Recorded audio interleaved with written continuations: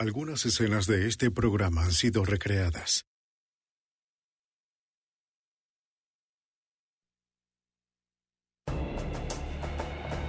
El 8 de octubre de 1985 marcó el inicio de una serie de asaltos sin piedad que sacudieron el sur de la Florida. ¡Vamos, vamos, vamos! Dos hombres enmascarados usaron armas militares en una ola de violencia que amenazó a inocentes. Pero nadie sabía quiénes eran o dónde atacarían después. Antes de que el FBI pudiera detenerlos, se perderían vidas. Y la aplicación de la ley cambiaría para siempre. La evidencia se acumula, no tienen sospechosos evidentes. El centro de comercio es bombardeado. Ted Kaczynski es arrestado. Fugitivo a un prófugo.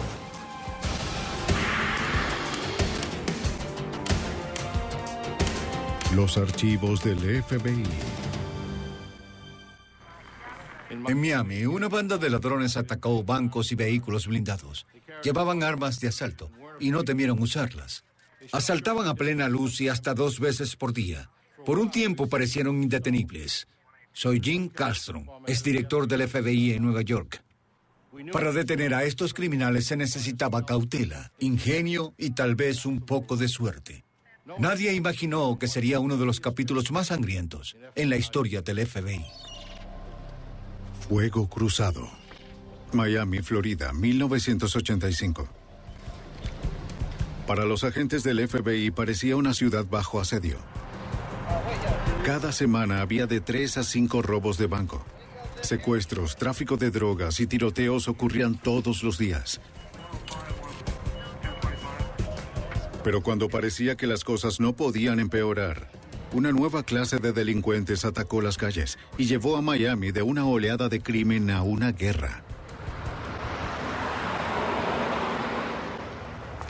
El 8 de octubre, un camión blindado de envíos hizo una parada programada en el restaurante Steak and Ale. El conductor esperó que su compañero regresara, sin percatarse de que 2 hombres bien armados también esperaban en las cercanías.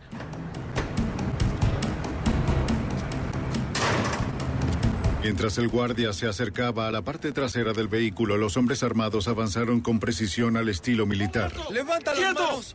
¡Abre la puerta! ¡No te muevas! ¡Abre la puerta! ¡Abre la ¡Dile puerta! que abra la puerta! En serio, no puedo. ¡Vamos! Solo el conductor ¡Vamos, puede abre hacerlo. La puerta, ¡vamos! ¡Rápido! ¡Rápido! El conductor se negó a abrir la puerta. Se alejó siguiendo la política de la compañía.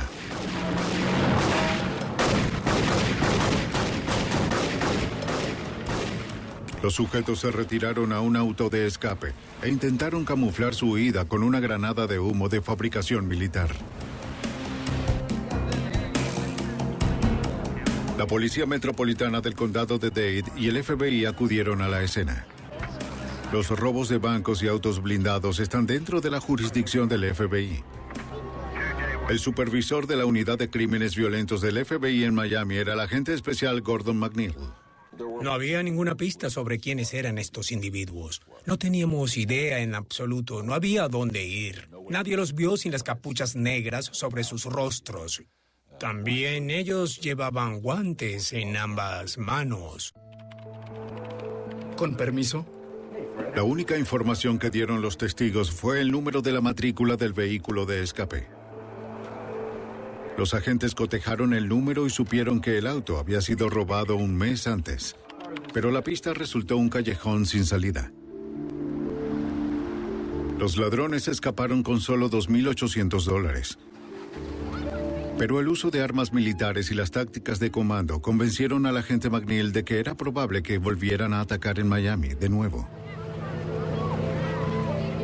¿Pero dónde? ¿Y cuándo?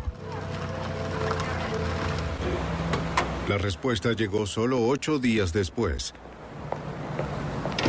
En un supermercado concurrido en la autopista South Dixie, otro camión blindado llegó para hacer una búsqueda programada. El mensajero regresó al vehículo con varias bolsas que contenían recibos y efectivo.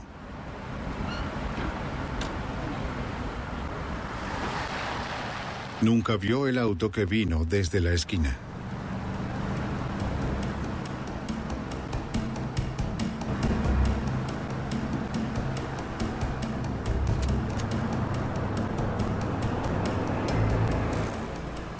¡Quietos!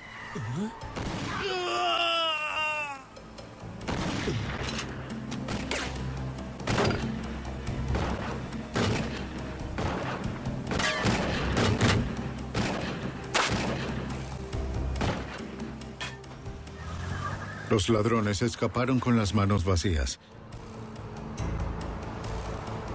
La Policía Metropolitana de Dade y el FBI respondieron con rapidez a esta emergencia.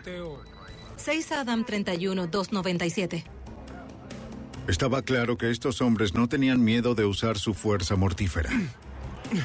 ¡Estamos listos! El mensajero falleció más tarde a causa de su herida. Mientras era llevado al hospital, los agentes entrevistaron a su compañero. Tal como describió al atacante, pronto se hizo obvio que era probable que fueran los mismos responsables del asalto anterior en el restaurante Steak and Ale. No se llevaron dinero en ese robo en particular, pero se hicieron varios disparos, así que la alerta se mantenía, según mi criterio, por el continuo uso de la violencia de parte de estos dos individuos. La evidencia balística confirmaría además la conexión entre los dos asaltos. Los investigadores hallaron 2 cartuchos doble carga de una escopeta calibre 12, cartuchos de bala de calibre 45 y casquillos 223. Los casquillos parecían lo más significativo. Y la división de identificación de la unidad del laboratorio de armas de fuego del FBI comparó aquellos 2 casquillos y nos dijeron que fueron disparados con la misma arma, por lo que ahora teníamos un nuevo enlace entre el intento de Winn-Dixie y el robo de Steak and Ale. 2 asaltos violentos estaban vinculados a los mismos pistoleros enmascarados, pero no había pistas sobre sus identidades. En vista de que no consiguieron ningún efectivo en el Winn-Dixie y tampoco en el Steak and Ale, los investigadores estaban seguros de que pronto atacarían de nuevo. 2 semanas después, el viernes 8 de noviembre, sucedió un tercer asalto. Esta vez fue a un banco, el National Bank de Florida. Mientras una cajera y un guardia caminaban desde el edificio principal hacia la entrada, 2 pistoleros enmascarados salieron de un auto. ¡Vamos! ¡Atrás! ¡Atrás! ¡Atrás! ¡Retrocedan! ¡Retrocedan! ¡Retrocedan! ¡Atrás! Apuntándoles con el arma, le ordenaron a la cajera abrir la puerta de entrada. ¡Ábrela ahora! Ella trató de obedecer, pero hubo un problema con la llave. ¡Rápido! Estando a plena luz del día, en una intersección concurrida, los pistoleros abortaron el robo y huyeron con solo los $10,000 que llevaba el guardia. En minutos, las autoridades locales y la unidad de crímenes violentos del FBI acudieron a la escena del crimen. A solo unas pocas cuadras de los 2 asaltos anteriores. Un patrón comenzaba a producirse de que todos estos crímenes estaban sucediendo en la misma área a lo largo de la ruta número 1. Las entrevistas del FBI con los empleados del banco confirmaron que los asaltantes eran la misma pareja que había atacado a los camiones blindados. Tal vez concluyeron que la entrada de un banco estaría menos protegida que los vehículos, fuentes de efectivo más fáciles. No había nada más prioritario que este caso. Teníamos que encontrar a estos individuos y sacarlos de las calles antes de que mataran a más inocentes. Pero solo 1 hora y media después atacaron el Professional Saving Banks a solo 18 cuadras. ¡Manos arriba! ¡Manos arriba! ¡Vamos! ¡Ve para allá! ¡Al piso! ¡Vamos! ¡Al piso ¡Abajo! ahora! ¡Abajo! ¡Abajo! ¡Abajo! ¡Tú ven aquí! ¡Abajo! ¡Tú ven aquí! ¡Aquí! Los asaltantes pronto tomaron control del vestíbulo. A punta de pistola, tanto clientes como empleados hicieron rápidamente lo que se les ordenó. Con sus capuchas y armas de alto calibre, nadie dudó de que hablaran en serio. ¡Quédate ahí! ¡Quieto! ¡Quédate abajo!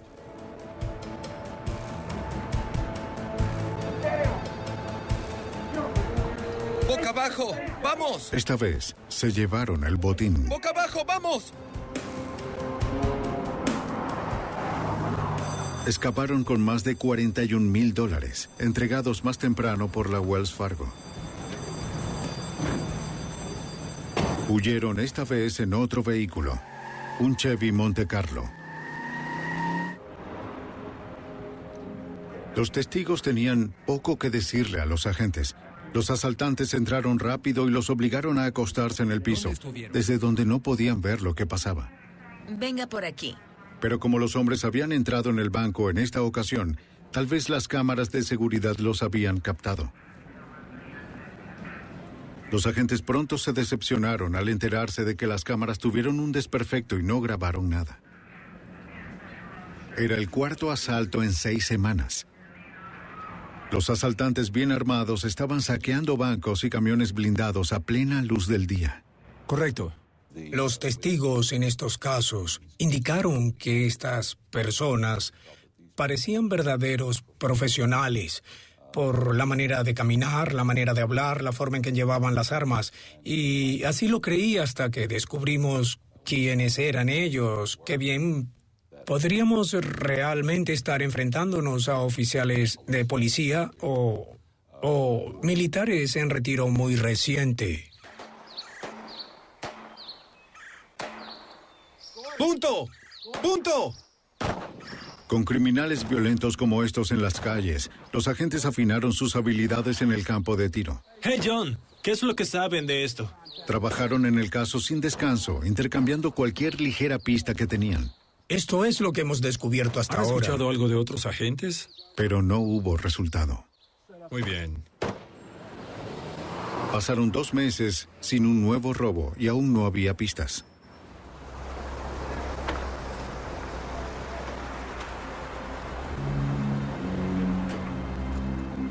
El viernes 10 de enero de 1986, William Roberts se preparaba para hacer una transacción en el Barnett Bank, mientras un camión blindado estaba descargando afuera.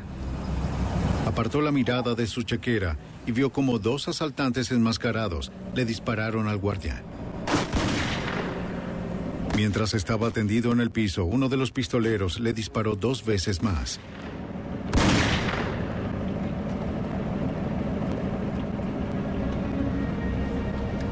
Este era el 5º golpe de estos maleantes en tan solo 3 meses. Otro gran golpe.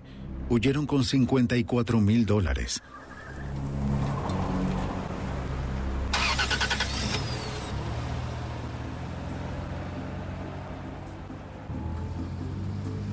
William Roberts siguió a los sujetos varias cuadras. Aunque se mantuvo a una distancia prudente, Roberts temía que los ladrones supieran que los estaba siguiendo. Aún así, siguió tras ellos y anotó la matrícula y el modelo del auto.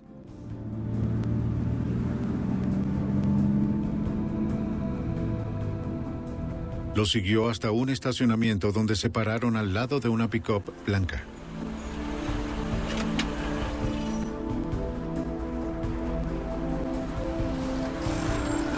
Robert se estacionó al otro lado de la calle y siguió vigilándolos.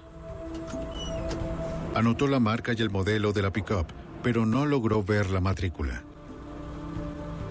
¡Vámonos! Luego de retirarse, Roberts detuvo a un oficial y le contó su historia. El FBI acudió a la escena y entrevistó a los empleados del banco. Encontraron varios casquillos de .223. Más tarde determinaron que habían sido disparados por la misma arma usada en los primeros 2 asaltos. Cerca de allí, los agentes del FBI examinaron el auto de escape que los maleantes abandonaron. Pero William Roberts era el testigo estrella. Gracias a él, el FBI tuvo la primera gran oportunidad en 3 meses de una cadena de robos violentos. Al revisar la matrícula del auto de escape, apareció que el mismo estaba registrado por un hombre llamado Aureliano Briel. Los agentes se prepararon para hacerle una visita. Como el auto nunca fue reportado como robado, sospecharon que Briel estaba involucrado en los crímenes. Ubicaron al dueño del auto. Se prepararon por seguridad. Si insistes. Andando.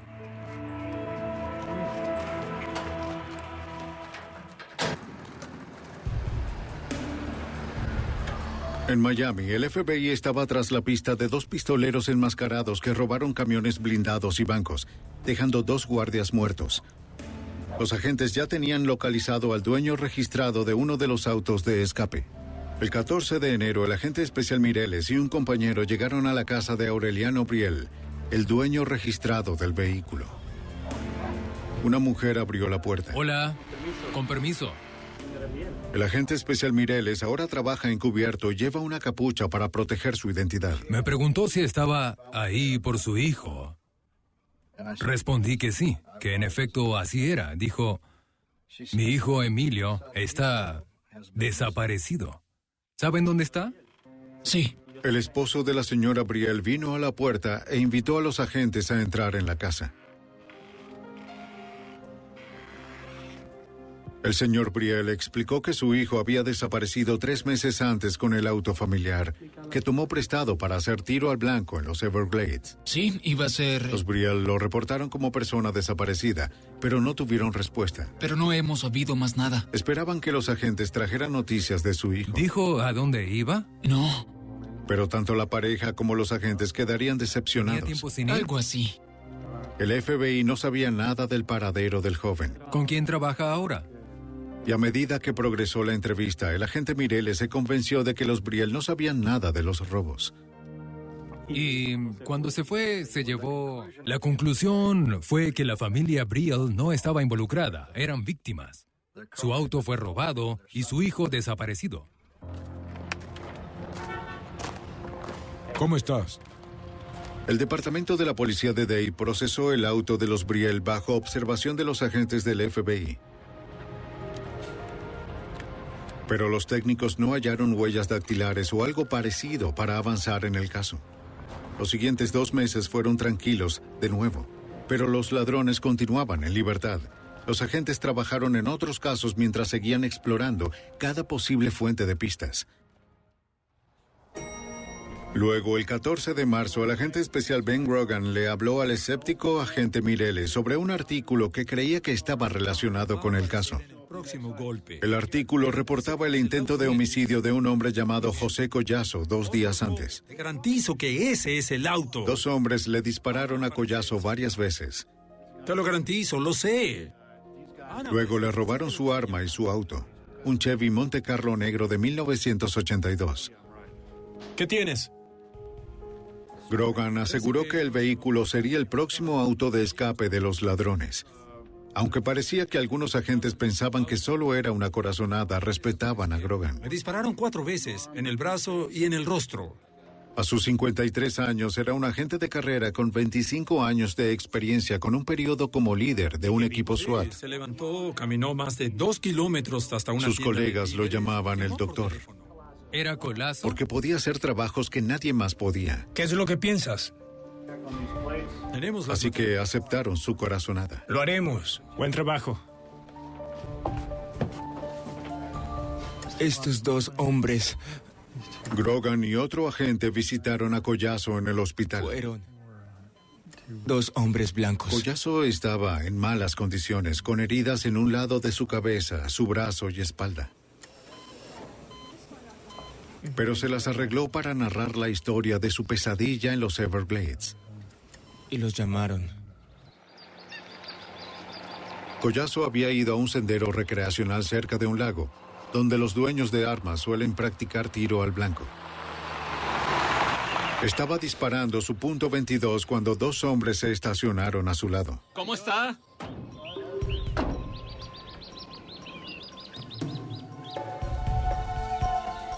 El conductor apuntó a Collazo con un arma, ¡Quieto, silencio! quien de algún modo pudo identificarla como un revólver de acero Magnum azul. ¡Silencio, silencio! Asoció el rifle del otro hombre como un Ruger Mini 14. ¡Dame el arma! ¡Dame el arma! Cuando los asaltantes le exigieron el arma a Collazo, su auto y billetera, obedeció. Ahora retrocede. ¡Para atrás! Ya les di todo. ¡Atrás! ¡Cállate! Sin embargo, le dieron varios disparos y a poca distancia.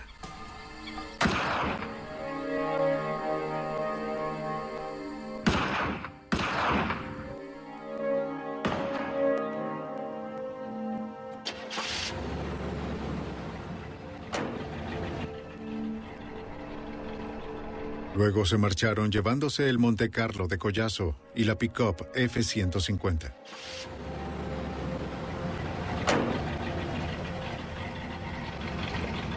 Mientras se retiraban, creyeron que Collazo estaba muerto.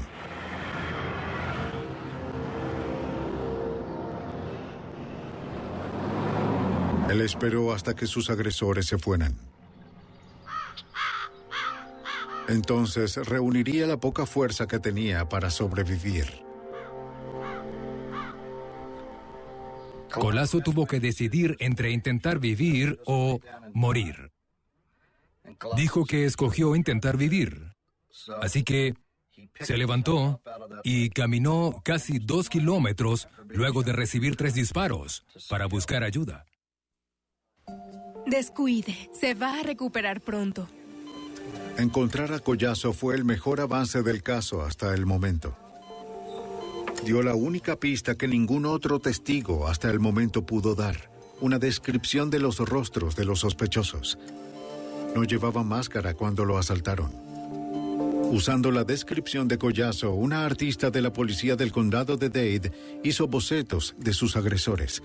Los dibujos se convertirían en carteles con información sobre los sospechosos y sus crímenes, con la advertencia de que estaban bien armados y eran extremadamente peligrosos.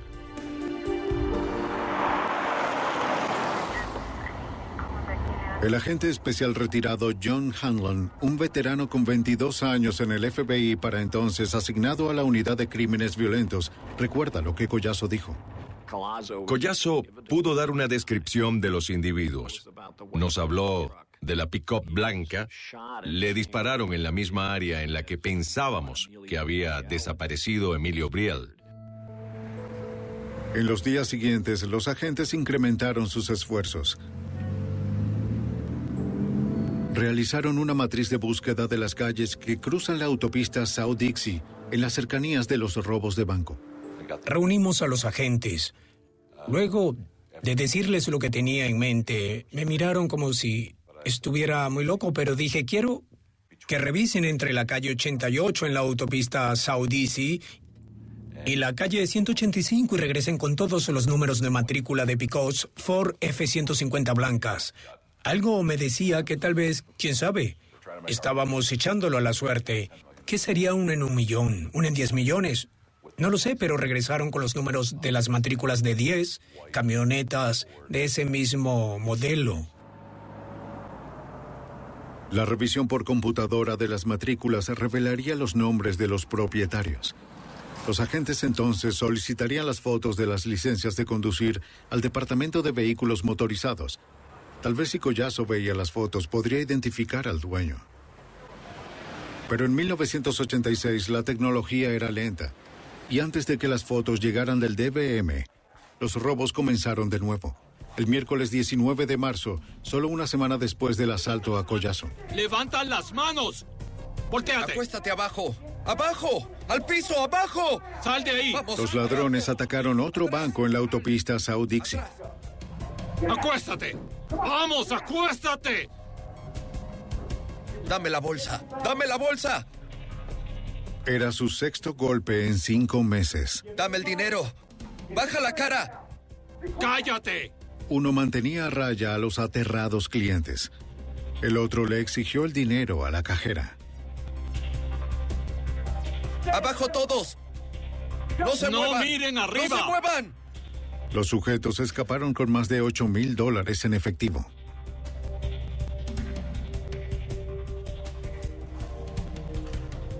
Mientras los clientes y empleados se recuperaban del asalto, un oficial de aduanas fuera de servicio que vio escapar a los ladrones llamó a la policía. Apuntó el modelo del vehículo de escape, un Chevy Monte Carlo negro, y el número de matrícula NTJ 891. Tal como predijo el agente Grogan, era el auto de José Collazo. ¿Está todo bien? Anoté el modelo. ¡Ya se fueron! Cálmate, todo está bien. Ni siquiera cambiaron la matrícula. No teníamos certeza de si eran, pero estábamos seguros de que no eran estúpidos. Especulábamos que se creían hombres duros. Pensábamos que era probable que dijeran, sí, en sus caras, policías, vengan a atraparnos si pueden. Pensábamos que dirían eso. Dijeron que vieron a alguien. Los investigadores consiguieron poca información de los testigos. No será muy útil todo. En este banco, las cámaras de seguridad grabaron el robo completo, pero el video fue de poca ayuda. Los lentes de las cámaras captaron poco más que bandidos enmascarados no identificables. No cabía duda de que estos ladrones planificaban cada golpe con cuidado. Me pareció que habían estado vigilando las sedes antes de alguno de los robos, porque en la mayoría de los casos robaron el banco unos 10 minutos desde la entrega de efectivo por un transporte de valores. Así que esperaban que el efectivo fuera entregado y luego asaltaban el banco. El 10 de abril, Gordon McNeil y Ben Grogan discutieron el caso en una práctica de tiro en busca de pistas que hubieran pasado por alto. Habían pasado 3 semanas desde el último robo. No había pistas sobre la identidad de los ladrones, pero McNeil detectó un patrón. En la aplicación de la ley, siempre se están buscando patrones de crimen, cosas que parecen suceder de manera consistente. Y lo único que teníamos en estos casos era el patrón característico que se desarrolló. Siempre eran los viernes entre las 9 y 12, en los mismos bancos varias veces. Siempre dentro del área de un bloque de 40 cuadras a lo largo de la autopista South DC. Los agentes planificaron una vigilancia para el día siguiente. Sí. Saldrían a patrullar el área donde los ladrones habían atacado con frecuencia. Hola, caballeros. Tenemos por El supervisor de la unidad, Gordon McNeil, dirigiría personalmente la operación. No podíamos esperar a que robaran otro banco. Teníamos que salir a probar suerte y así quizás podríamos encontrarlos. Al observar esto descubrimos que... El agente especial Hanlon recuerda lo que sucedió después. Eddie Mireles se adelantó y dijo, vamos para allá. Y pensé, ¿qué diablos? Así que como un capricho, pues no había ninguna presión de ir o nada por el estilo. Me refiero a que todo se tornaba molesto y Eddie me agradaba. Y me dije, vamos allá, iremos allá. Y con cierta arrogancia pensé, pasaré un buen rato con Eddie y ya veremos. Muchos creían que era una posibilidad remota, pero 14 agentes del FBI de Miami se encontraron en un estacionamiento a las 8:45 del viernes 11 de abril de 1986. Iban a vigilar un cuadrante de 53 cuadras a lo largo de la autopista South Dixie, donde 2 pistoleros tipo comando hicieron 3 robos de bancos y 3 atracos de camiones blindados en 6 meses. Los sospechosos fueron descritos como hombres blancos, de contextura media, uno con bigote, ambos de unos 30 años. Estaban bien armados y eran muy peligrosos. Podrían estar conduciendo un Monte Carlo negro con matrícula NTJ 891.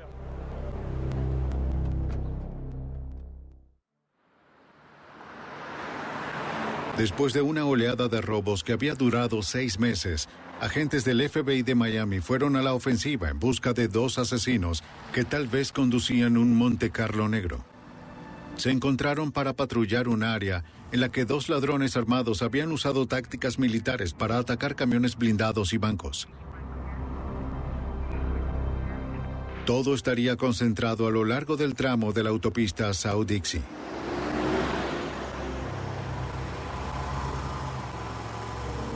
Los agentes Ben Grogan y Jerry Dove iban en camino a vigilar el Barnett Bank cuando lo imposible sucedió. Un auto que coincidía con la descripción del vehículo de los sospechosos cruzó justo enfrente de ellos. Incrédulo, el agente Grogan reportó a todas las unidades lo que vio. Atención, todas las unidades. Vamos detrás de un vehículo negro. Gordon McNeil recuerda la llamada. Grogan no era una persona emocional. Nada podía hacer que Grogan se entusiasmara. Y aún recuerdo su voz. Él dijo, estamos detrás de un Chevrolet Monte Carlo negro, matrícula de Dave, Florida, NTJ 891. Dijo, esa es, ¿cierto, Gordon? Me refiero a que estaba incrédulo. Los agentes Mireles y Hanlon estaban apostados en el Professional Saving Bank cuando oyeron la llamada de Grogan. Comenzaron a buscar a sus colegas. Hanlon iba conduciendo con Mireles encargado de la radio. Hanlon intentó hacer una estimación de la ubicación de Grogan y Dove. Recuerdo haberle dicho a Eddie, llama a Ben, dile que comience a llamar en cada cruce. Así sabremos cuán cerca estamos. Antes de que Eddie tuviera oportunidad de transmitir, Ben comienza a llamar en cada cruce y estábamos pasando por ellos, como ven, uno detrás del otro. Así que estábamos muy cerca de ellos. Luego de seguir al sur por varias cuadras, Hanlon y Mireles se acercaron por detrás. Los ladrones pronto sospecharon que los seguían. Sea que supieran que sus perseguidores eran del FBI o no, los sospechosos quisieron perderlos. ¡Sal por aquí! Giraron a la derecha en la calle 117, entrando a un vecindario residencial, tranquilo a esa hora del día.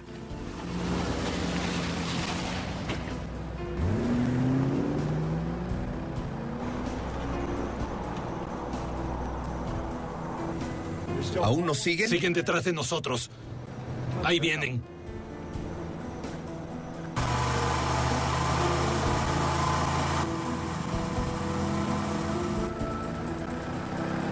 Cruzaron de nuevo a la derecha, tratando de perderlos.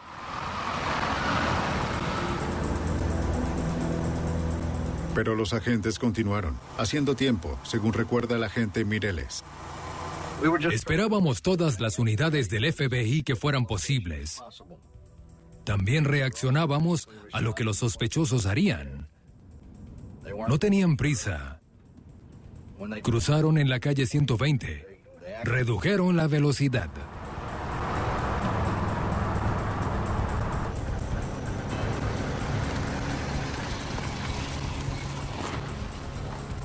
La caravana siguió adelante, con los agentes siempre preocupados por poner en riesgo a transeúntes inocentes. Los sospechosos siguen avanzando. Doblaron a la derecha. Luego los sospechosos doblaron a la izquierda en la 82.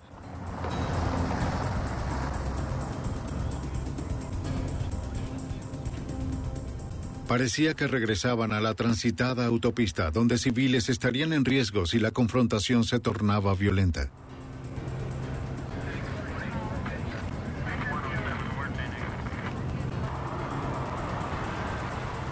Cuando Grogan vio la silueta de un rifle de barril largo a través de la ventana trasera del vehículo de los sospechosos, supo que era el momento de actuar. ¡Que detengan el auto! ¡Hagámoslo! Estaba claro que los sospechosos se preparaban para dar batalla. Grogan colocó la luz en su auto y ordenó la captura. ¡Intercéptenlos! ¡No los pierdan! Grogan se colocó al lado del auto de los sospechosos y les ordenó detenerse. Los sospechosos ignoraron la orden y Grogan avanzó delante de ellos, bloqueando su escape.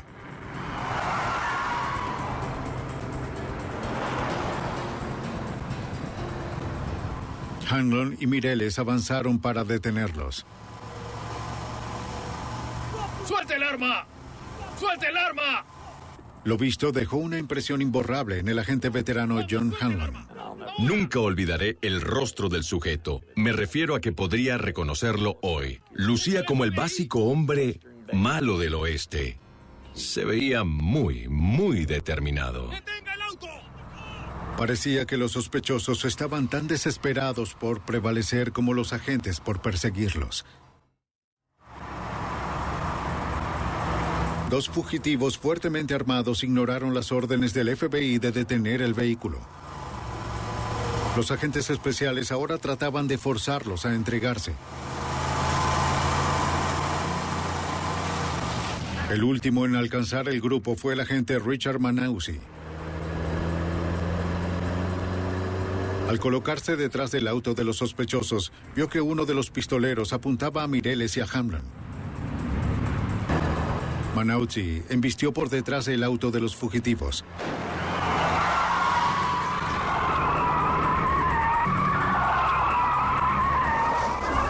Dieron un giro en U y entonces Manausi pudo golpearlos de nuevo e hizo que chocaran contra unos autos en un espacio para estacionar.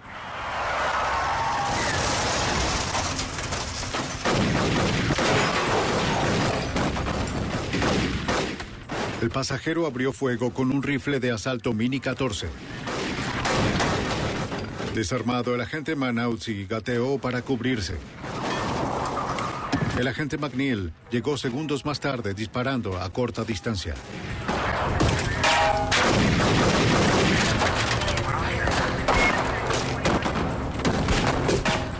Estaban rodeados por el FBI. Su vehículo no podía moverse, pero su poder de fuego era superior.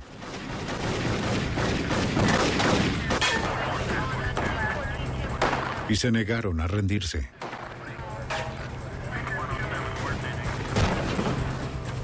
El conductor disparó una ráfaga de escopeta hacia Grogan. McNeil hirió al conductor en el cuello. ¡Me dieron! ¡Demonios!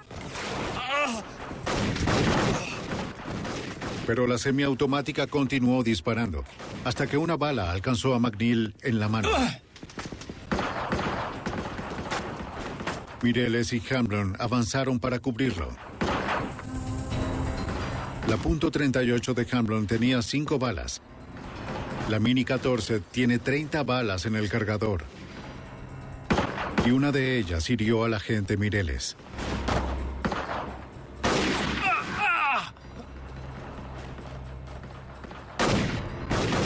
¡Rayos! Lo recordaba una y otra vez. En un segundo veía la espalda de Gordon McNeil. Trataba de maniobrar por la izquierda.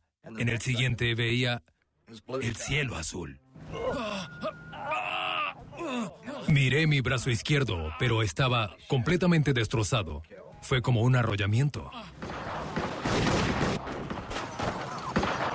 Aunque su compañero estaba herido, el tirador siguió disparando.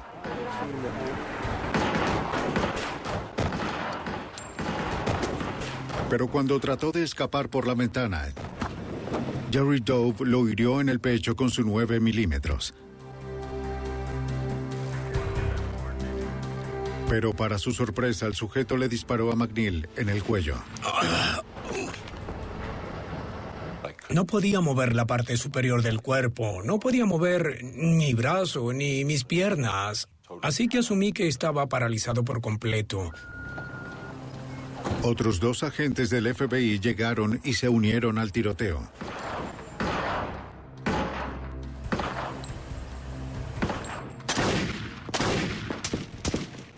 Para entonces, el tirador había sido herido 4 veces, pero seguía avanzando y disparando. Se dio cuenta de que iba a caer, que iba a morir, y quiso llevarse a tantos de nosotros como a él le fuera posible. Los agentes sabían que estaban en desventaja al disparar con armas de 6 tiros contra el arma de asalto semiautomática del sospechoso.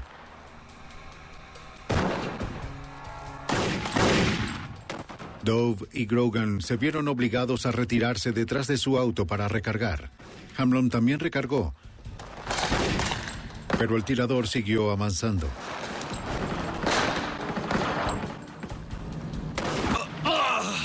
Una bala atravesó mi nudillo de la mano derecha y mi nudillo de mi pulgar. Contenía plomo. Y no sé qué entró por atrás en mi brazo. Y recuerdo que mi arma voló. Le dije a Ben, estoy herido. Mientras Hamblin trataba de esconderse bajo el parachoques, el tirador le disparó en la ingle. La sangre salió disparada de la ingle a mi rodilla. Me refiero a que la sangre saltó como si explotara un globo. Grogan fue herido. Y luego Dove, antes de que pudieran recargar sus armas.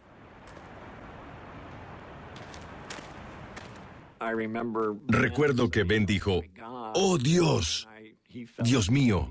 Y vi que él cayó a mis pies. Y en cierto punto oí la sangre y cómo exhalaba. El sujeto se encaminó hacia el auto de Dove. Con su brazo izquierdo casi destruido, el agente Mireles se las arregló para incorporarse. El tirador estaba tratando de huir y tenía que detenerlo.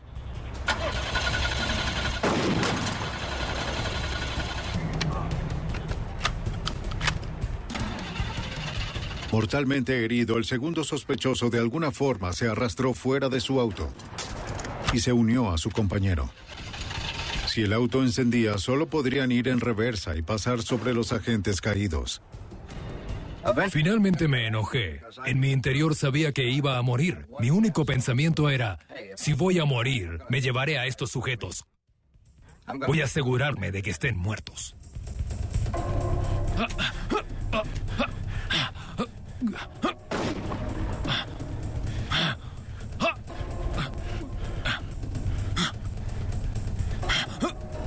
Con su rifle descargado, Mireles cambió a su revólver y avanzó tambaleante, disparándole a los sujetos. Se acabó. Los disparos de Mireles se alojaron en las columnas de los hombres, matándolos al instante. Fue un final violento para las vidas de dos hombres violentos. A pocos minutos de haber comenzado el tiroteo más sangriento de la historia del FBI, terminó en tragedia. 2 agentes yacían muertos y 5 estaban heridos. Los 2 sospechosos, aún sin identificar, también murieron. ¡Necesito ayuda! ¡Rápido! ¡Me está matando! ¡Demonios! ¡Me está matando!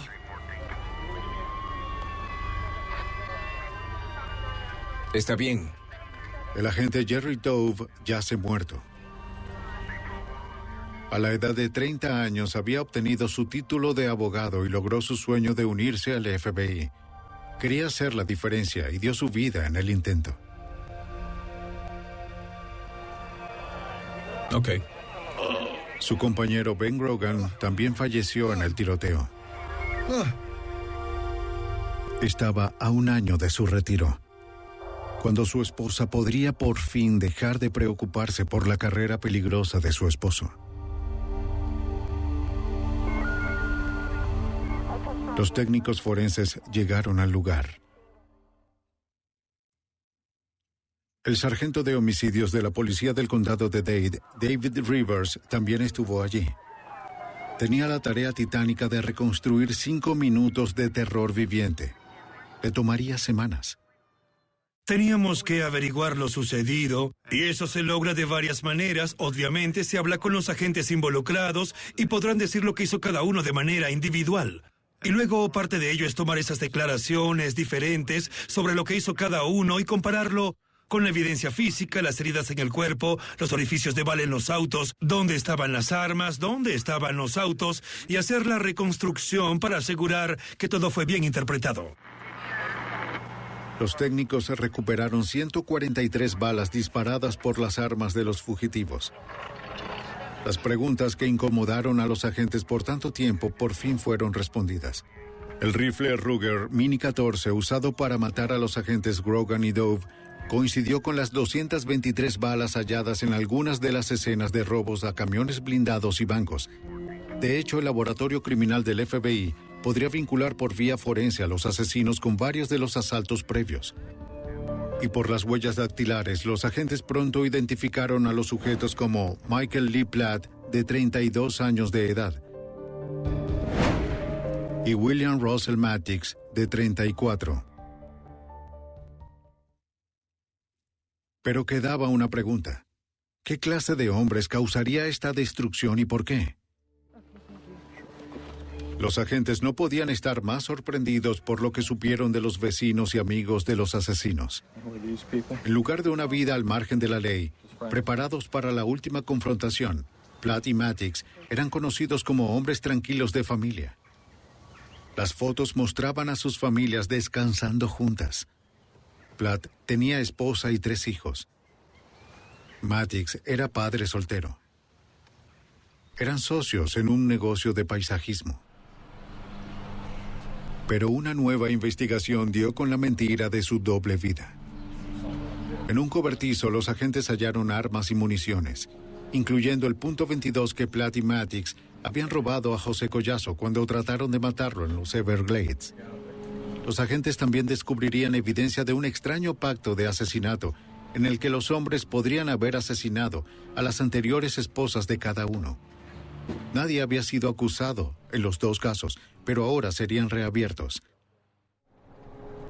En unos días, los agentes confirmarían que Matix y Platt asesinaron al joven de 25 años Emilio Briel en los Everglades. Un excursionista halló los restos de Briel en los Everglades, no lejos de donde Collazo fue asaltado. Luego, otra noticia trágica salió a la luz.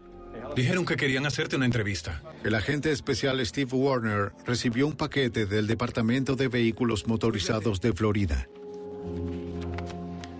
En él había una copia de la licencia de conducir de William Russell Matix.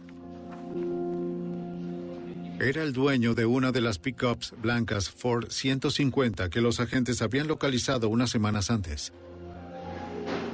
Pero se habían demorado en enviar las licencias. Esto no puede ser. Si hubiera llegado el 11 de abril o antes, Collazo hubiese podido hacer una identificación positiva de Matix y quizás habríamos podido arrestarlo a él y también a Platt, sin que dos agentes del FBI hubieran sido asesinados, pero la suerte no estuvo a favor en este caso en particular. La investigación del FBI reveló que ambos asesinos habían hecho servicio militar. Platt había sido Ranger, un miembro de la primera fuerza de ataque élite del ejército, lo que explicaba las tácticas de comando de la pareja, muy diferente al entrenamiento recibido por la policía. No tenemos un número de bajas aceptable en la fuerza policial civil. Nos enseñan de una manera y es disparar a la defensiva. Te cubres, evitas ser herido. Si se ve cómo reaccionó Platt, ese día lo hizo al estilo militar. Tenía mejor armamento. Tenía el Mini 14 con capacidad de 30 disparos. Estaba acorralado. No tenía escapatoria. Así que él avanzó hacia nuestra posición haciendo fuego de eliminación y emboscó a Grogan y Dove que estaban detrás del auto. Cuando los agentes terminaron de unir las piezas, surgió el retrato aterrador de dos adversarios formidables. Al final del tiroteo, Platt tenía 11 disparos. Matix tenía 6. Platt estaba hecho pedazos. Siguió luchando y siguió luchando hasta quedar sin aliento. Luchó hasta el final. Iban a morir, solo que no lo hicieron lo suficientemente rápido. No estaban preparados para caer y morir. No iban a darse por vencidos.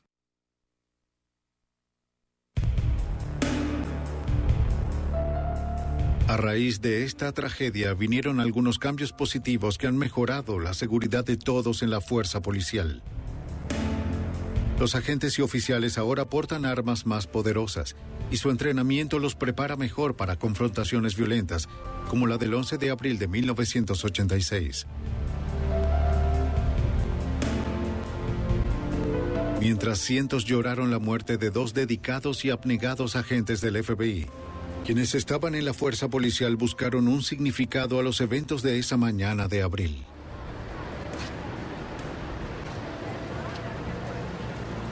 Con el paso de los años, Gordon McNeil encontró una resolución. La historia no es sobre Platt y Matix. No es importante quiénes eran. Lo importante es recordar el coraje mostrado por los agentes ese día y el FBI. Hicieron su trabajo.